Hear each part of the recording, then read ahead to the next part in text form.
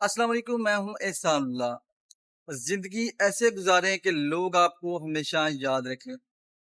एक दफा टेलीविजन पर मैं अब्दुल सत्तार ईदी साहब का एक इंटरव्यू देख रहा था जिसमें वो ये बता रहे थे कि उनके पास दो ही सूट हैं। एक सूट उन्होंने पहना हुआ है और एक सूट उनका घर में है, और उनके पास एक ही जूता है जो उन्होंने पहना हुआ है और वो भी नीचे से घिसा हुआ है। अब्दुल सत्तार ईदी साहब ने इंसानियत की खिदमत में अपना आम किरदार अदा किया है। वो कहते हैं कि उनकी फाउंडेशन को जो फंड्स मिले हुए हैं, उनके अलावा उनके पास इतने ज़्यादा अवार्ड्स हैं कि वो अपनी ज़िंदगी ऐशो-इशरत से गुज़ार सकते हैं।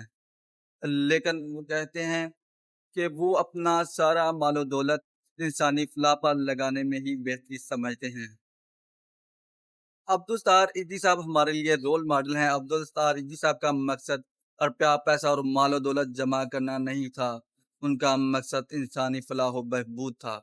अब्दुल सत्तार ईदी साहब 28 फरवरी 1928 को पैदा हुए और 8 जुलाई 2016 को अपने हालके हकीकी को जा मिले, और जाते हुए भी वो अपनी आंखें अतिया कर गए।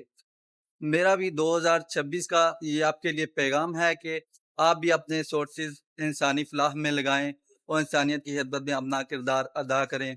ज़्यादा नहीं तो कुछ ना कुछ ज़रूर किया करें। अपनी मालो दौलत का कुछ हिस्सा इंसानी फलाह के लिए वक़्फ़ करें। अपना बहुत ख़्याल रखिएगा। अल्लाह हाफ़िज़।